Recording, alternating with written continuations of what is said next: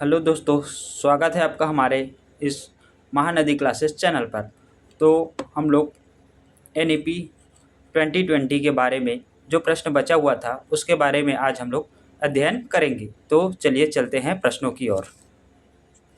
पिछले का हमने 4 प्रश्न पुराने वीडियो में कंप्लीट कर लिया है। अब हम लोग चलते हैं 5वें प्रश्न की ओर। 5वां प्रश्न दिया है कथन ए। 1968 की नीति ने त्रिभाषा सूत्र 3 लैंग्वेज फार्मूला को सख्ती से लागू करने का सुझाव दिया। ये कथन हो गया। कारण दिया है इसका उद्देश्य हिंदी भाषी राज्यों में दक्षिण भारतीय भाषाओं को बढ़ावा देना था। ऑप्शन ए है, ए और आर दोनों सही हैं और आर ए का सही व्याख्या है। ऑप्शन बी, ए और आर दोनों सही हैं लेकिन आर ए का सही व्याख्या नहीं है। ऑप्शन सी, ए सही लेकिन आर गलत है। ऑप्शन डी, ए गलत लेकिन आर सही है। तो हम लोग अब कथन और कारण पर जोर डालेंगे। तो हम लोग यहाँ पर विचार करते हैं कथन। 1968 की नीति ने त्रिभाषा सूत्र को सख्ती से लागू करने का सुझाव दिया, जो कि बिल्कुल सही है। और त्रिभाषा सूत्र 3 लैंग्वेज फार्मूला को सख्ती से लागू करने का सुझाव दिया, ठीक है, इस पर जोर दिया है। चलते हैं कारण की ओर। इसका उद्देश्य हिंदी भाषी राज्यों में दक्षिण भारतीय भाषाओं को बढ़ावा देना था। तो एकदम सही है, इसका उद्देश्य हिंदी भाषी राज्यों में दक्षिण भारतीय भाषाओं को बढ़ावा देना था। तो इस प्रकार हम लोग का ऑप्शन नंबर हो जाएगा ऑप्शन ए। कथन ए और आर दोनों सही हैं, आर ए का सही व्याख्या है। ठीक है, चलिए चलते हैं अगले प्रश्न की ओर। आप चाहो तो इसका स्क्रीनशॉट ले सकते हो।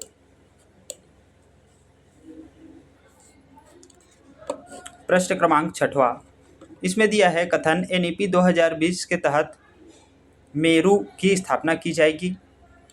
कारण, ये संस्थान केवल व्यावसायिक शिक्षा वोकेशनल एजुकेशन के लिए समर्पित होंगे।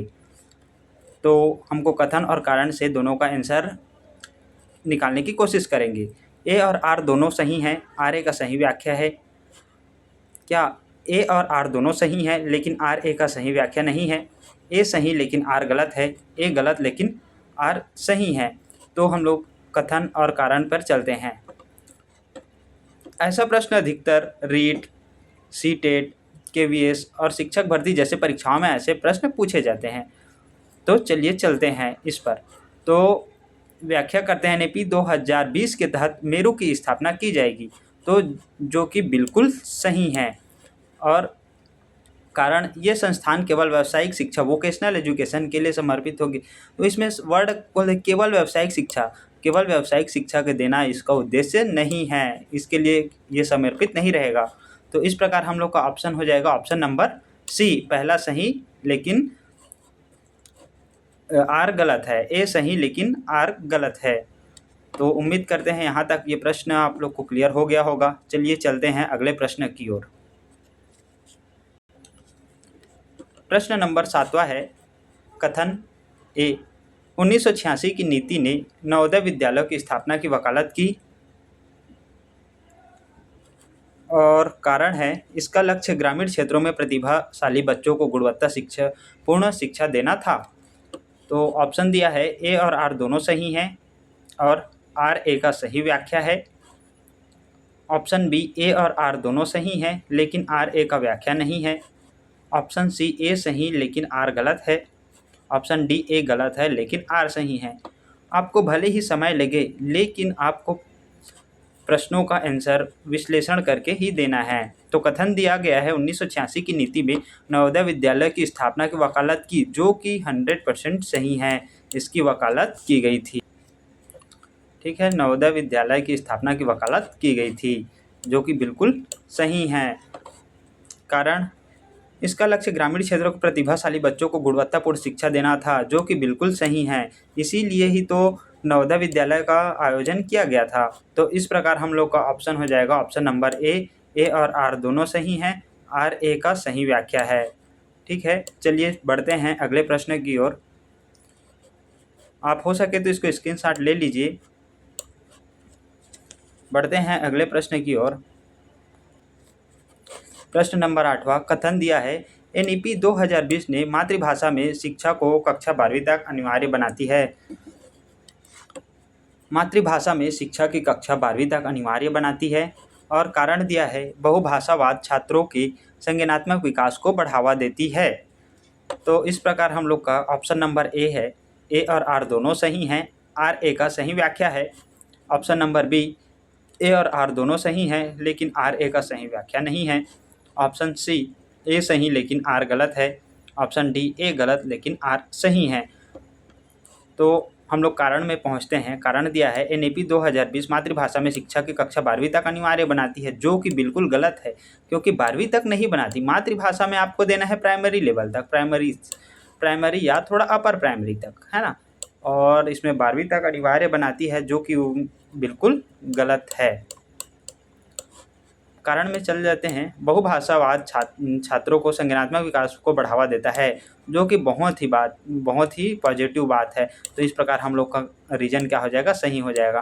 तो इस प्रकार हम लोग का ऑप्शन हो जाता है ऑप्शन नंबर सी, ए सही लेकिन आर गलत है।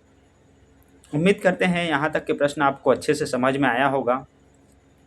चलिए बढ़ते हैं अगले प्रश्न की ओर। अगला प्रश्न है 9वां प्रश्न है, कथन ए 1992 के संशोधन में राष्ट्रीय सामान्य प्रवेश परीक्षा का प्रस्ताव दिया गया था। ठीक है, 1992 के संशोधन में राष्ट्रीय सामान्य प्रवेश परीक्षा का प्रस्ताव दिया गया था। ठीक है, और कारण दिया है इसका उद्देश्य तकनीकी और व्यावसायिक पाठ्यक्रमों को प्रवेश को सुव्यवस्थित करना था। तो देखते हैं, ऑप्शन नंबर ए और आर दोनों सही हैं और रीजन एसर्शन का सही व्याख्या है। ऑप्शन नंबर बी, ए और आर दोनों सही हैं लेकिन आर ए की सही व्याख्या नहीं है। ऑप्शन सी, ए सही लेकिन आर गलत है। ऑप्शन नंबर डी, ए गलत लेकिन आर सही है। तो हम लोग कथन को अच्छे से निष्कर्ष करते हैं।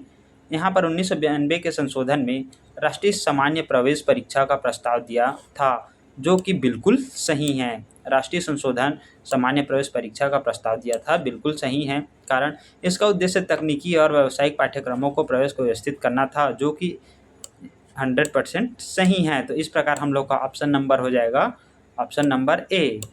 जिन जिन लोगों ने ए ऑप्शन सोचा था उनका सही है। ठीक है, ये वाला जो 1992 का संशोधन राष्ट्रीय सामान्य प्रवेश परीक्षा का प्रस्ताव दिया था, जो कि सही था। ठीक है, चलिए बढ़ते हैं अगले प्रश्नों की ओर। प्रश्न नंबर 10, कथन दिया है एनईपी 2020 के अनुसार सकल नामांकन अनुपात जीईआर को 2035 तक उच्च शिक्षा में 50% तक ले जाने का लक्ष्य है। ठीक है, और इसके लिए उच्च शिक्षा संस्थानों की क्षमता बढ़ानी होगी, डिजिटल लर्निंग का सहारा लेना होगा।